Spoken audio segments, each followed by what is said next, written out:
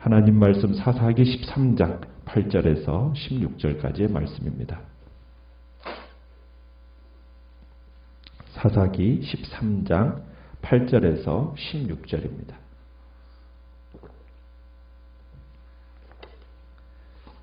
사사기 13장 8절입니다. 만화가 여호와께 기도하여 이르되 주여 구하옵나니 주께서 보내셨던 하나님의 사람을 우리에게 다시 오게 하사 우리가 그 낳을 아이에게 어떻게 행할지를 우리에게 가르치게 하소서 하니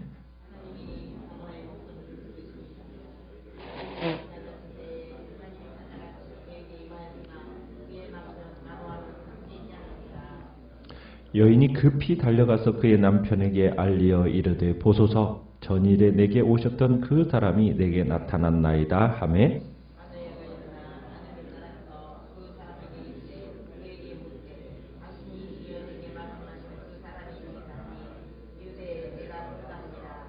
만화가 이르되 이제 당신의 말씀대로 되기를 원하나이다. 이 아이를 어떻게 기르며 우리가 그에게 어떻게 행하리이까?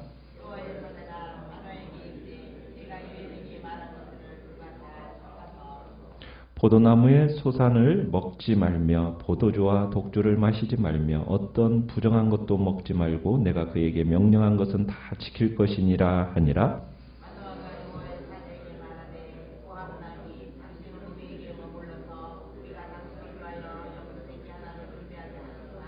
같이 읽습니다. 여호와의 사자가 마노아에게 이르되 내가 비록 나를 머물게 하나 내가 내 음식을 먹지 아니하리라. 번제를 준비하려거든 마땅히 여호와께 드릴지니라 하니 이는 그가 여호와의 사자인 줄을 마노아가 알지 못함이었더라. 아멘. 오늘 말씀의 제목은 삼손의 양육이라는 제목입니다. 아내로부터 아이를 낳을 것이라는 좋은 소식을 들은 남편인 마노아가 그 소식 앞에 예상외의 반응을 오늘 보이는 것을 보게 됩니다. 자식을 낳지 못하던 아내가 아이를 갖게 될 것이라고 하면은 굉장히 기뻐하고 참 즐거워해야 할 모습을 보여야 되는데 그런 모습을 보이기는커녕 그 아내의 말이 믿음지 않았던지 여호와께 이런 기도를 하죠. 아내에게 나타났던 그 하나님의 사람이라는 사람을 다시 한번 보내달라고 기도하고 있습니다. 마노아의 그 기도에 하나님께서 응답을 하셨어요. 아내에게 나타났던 그 하나님의 사람을 다시 보내달라고 한 이유는 그러면은 도대체 뭘까? 아내가 나실인의 맹세를 하려면 아내는 그냥 스스로 그 당시에는 결정할 수가 없습니다. 나실인의 맹세를 하려면 누구의 허가를 받아야 됐습니까? 민수기 30장에 보면은 나실인의 그 규정이 나오는데 남편의 허가를 받아야만이 아내는 나실인의 맹세를 지킬 수가 있다라는 얘기입니다. 그렇기 때문에 남편의 허가를 받아야 되는 거예요. 마노아의 아내의 말에 따르면은 아내가 아이를 임신하게 되면 아내가 나실인의 맹세를 지켜야 되는데 이럴 때 분명히 반드시 남편의 허락을 받아야 했기 때문에 이 마노아는 이게 어떠한 일이 있어 이렇게 되는지에 대한 궁금증이 있을 거 아니겠습니까? 그래서 이게 정말 마노아는 아내가 지금 나실인의 규정의 준수 이야기가 사실인지 그거 알고 싶었던 거예요. 그래야 이 아내가 나실인의 맹세를 허락할지 지금 이것을 그 여부를 결정할 수 있었기 때문입니다. 더욱이 마노아의 아내는 지금 잉태할 거라는 그런 얘기만 했지 그리고 나실인의 규정을 지켜야 한다라는 이 얘기만 했지 이 아이가 장차 어떤 인물이 될 것이다 이 얘기는 지금 남편에게 안 했습니다. 그러니까 이 남편의 입장에서는 이 아이가 도대체 장차 어떻게 될 아이이기 때문에 이 나실인의 규정을 지켜야 되는가 아마 궁금하고 알고 싶었던 거예요. 그래서 하나님 앞에 기도를 하는 거죠. 8절에 뭐라고요?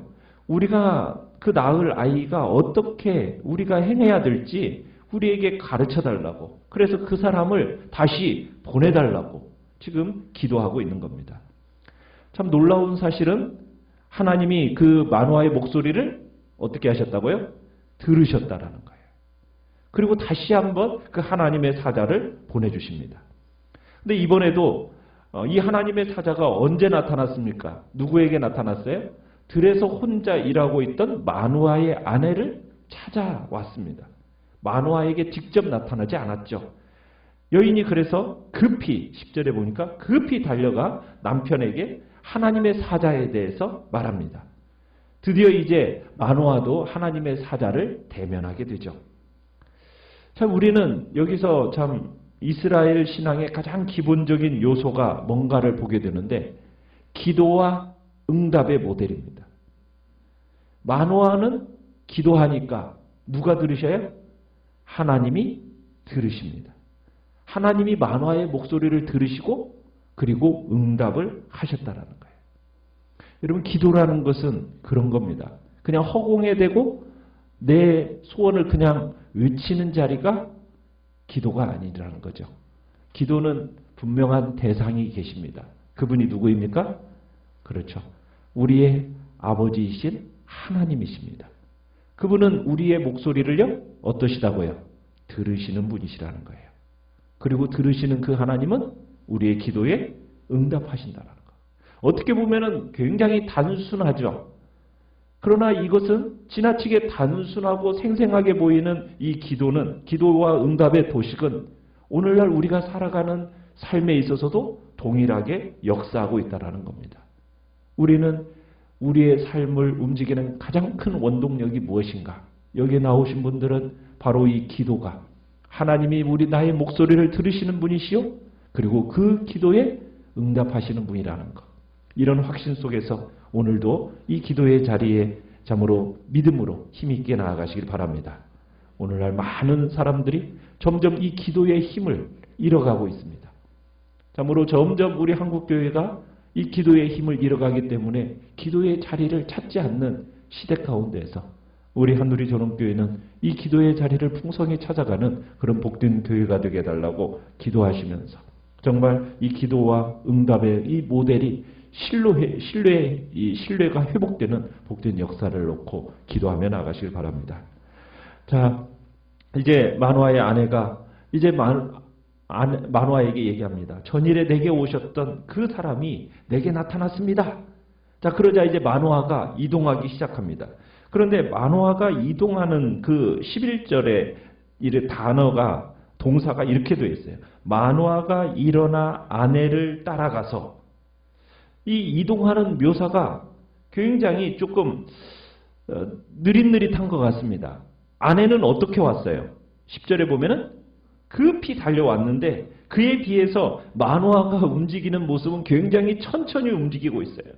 그러니까 성경 기자가 이 두 동사를 사용하면서 마누아가 지금 느릿한 움직임, 또 아내는 정말 재빠른 움직임을 대조하고 있어요. 지금 여기에서 우리가 마누아의 성격을 보게 되는 거예요. 마누아는 굉장히 신중한 사람이라는 거죠.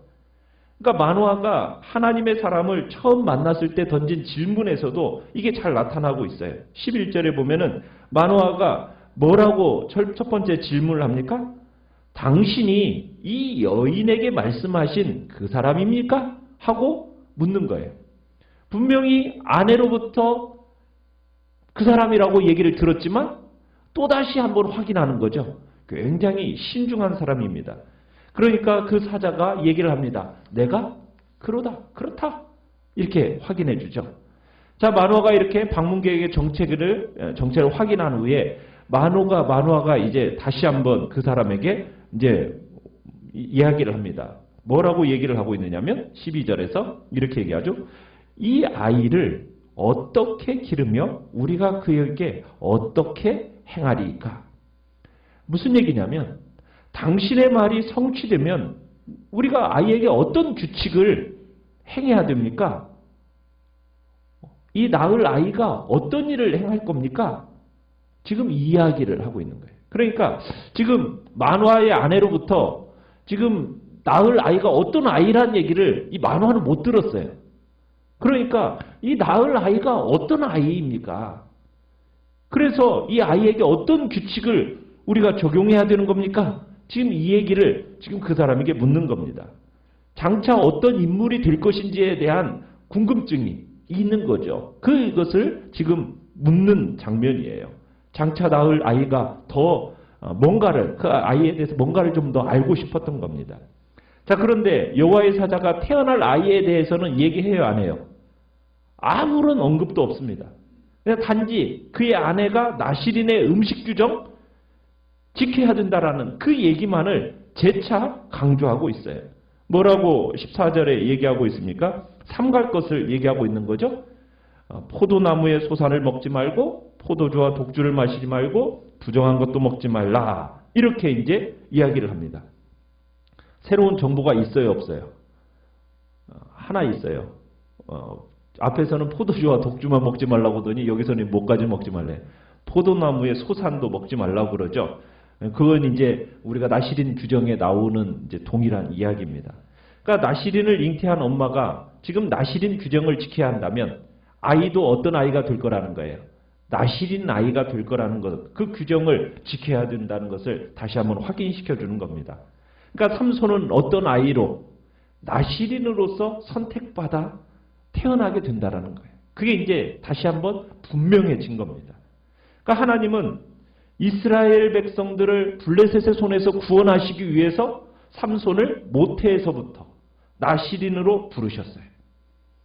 그러니까 이제 나시린으로서 나시린을 잉태한 엄마도 뭐 해야 되는 겁니까? 나시린의 규정을 지켜야 하는 겁니다. 이것에 대해서 의문이나 반대를 내서는 안 되는 거예요. 왜? 앞으로 이 아이의 생애가 어떻게 전개되든 간에 이제 인간에게 남은 건 뭐냐면 하나님께 대한 이 신비한 역사 속에서 순종일 뿐이거든요. 그러니까 삼손이 태어나기 전부터 하나님께 바쳐진 나시린이다. 하나님의 부르심을 받은 존재다. 이것은 오늘날 우리에게 있어서도 마찬가지죠. 우리도 참으로 우리가 어떻게 하나님의 부르심을 받아 여기에 자리에 있게 되었습니까? 우리가 언제부터 택함 받았어요? 네, 창세 전부터. 그죠?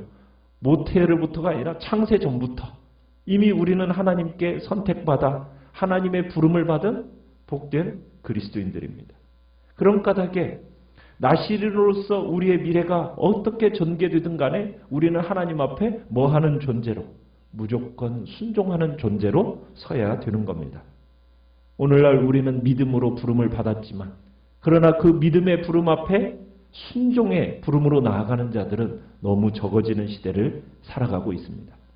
오늘 우리는 우리가 하나님 앞에 언제 택함받아 부름받아 여기까지 오게 됐는지를 다시 한번 확인하면서 우리가 주님 앞에 순종의 자리에 서겠다라는 복된 결단이 있기를 바랍니다.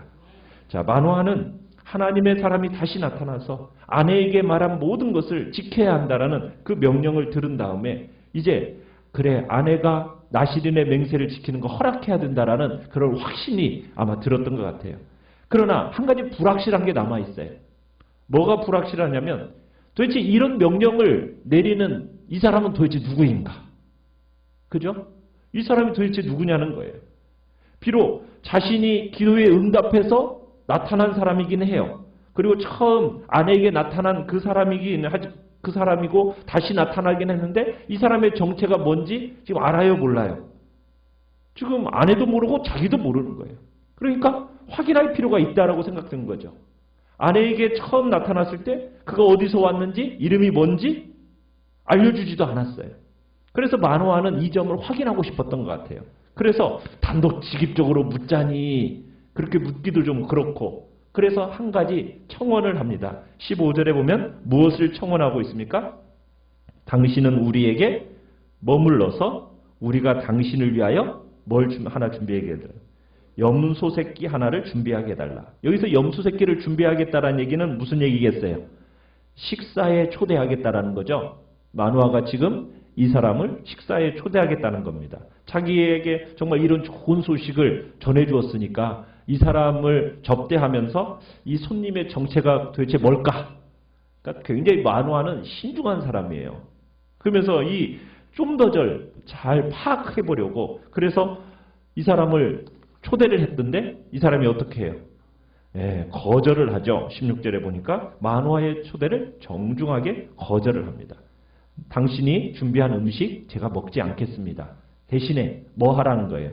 여호와께 번제를 드리는 것은 허락하겠습니다. 이렇게 얘기합니다. 그러니까 하나님이 아들을 선물로 주시겠다고 하니까 그 약속을 받으니까 당연히 여호와께 감사의 제물을 드리는 것은 환영할 만한 일이었겠죠.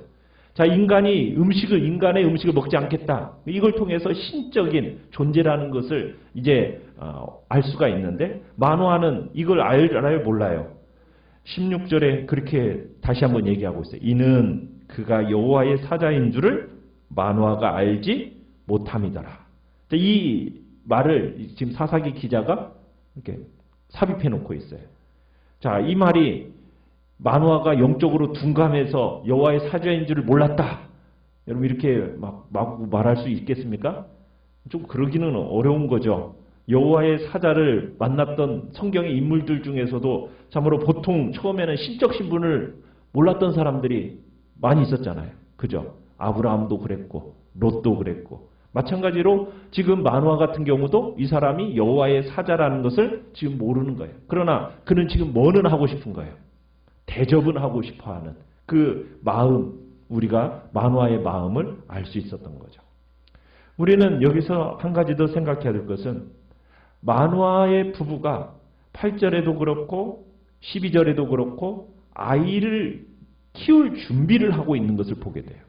뭐냐면 이 아이를 어떻게 기르오며 이 아이에게 어떻게 행하리까? 여러분 이 마음은 굉장히 중요한 부모의 마음입니다. 아이가 태어날 때 이 아이를 누구의 뜻대로 키우겠다라는 거예요. 하나님의 뜻대로 키우겠다라는 구체적인 양육법을 진지하게 묻고 있는 것을 우리는 보게 돼요. 오늘날 많은 부모들이 자녀들을 어떻게 키웁니까? 정말 이 아이가 하나님이 주신 아이라는 것을 믿고 하나님 이 아이를 어떻게 참으로 기르오며 어떻게 이 아이에게 우리가 행하리까? 이렇게 질문하며 양육하는 부모가 몇이나 될까요? 이 시대 속에서 참으로 부모들에게 정말 자녀들에게 또 손자 손녀들을 생각하면서 우리는 어떠한 마음을 가져야 됩니까? 내 뜻대로 자라주는 아이가 아니라 정말 하나님이 원하시는 대로 하나님이 원하시는 방법으로 자녀를 양육하겠다라는 이 복된 마음이 우리의 마음속에 또한 우리의 또 자녀들이 자녀를 양육함에 있어서도 이런 마음을 가질 수 있도록 우리는 기도해야 될 겁니다. 우리는 자녀가 정말 생명의 주관자이신 하나님이 우리에게 주신 선물이라는 것, 우리에게 그 양육을 위탁하신 거죠. 우리는 위탁받은 겁니다. 내 것이 아니라는 거죠. 내 소유가 아니라는 거죠. 그러나 이 시대는 자꾸 내 소유인 양 마치 내가 원하는 대로 키우려고 하는 이 시대 속에서 오늘 우리는 정말 자녀에 대한 하나님의 주권을 인정하면서 하나님께 속해 있음을 인정하면서 하나님의 뜻과 하나님의 방법대로 정말 자라갈 수 있도록 기도하고 그 손자 손녀들도 진리 안에서 믿음으로 자라갈 수 있도록 여러분들이 기도하시면서 그 양육을 주님 앞에 또 나아가는 복된 자리에 있기를 간절히 바랍니다. 오늘 말씀을 생각하면서 기도하시고요. 기도하시고요.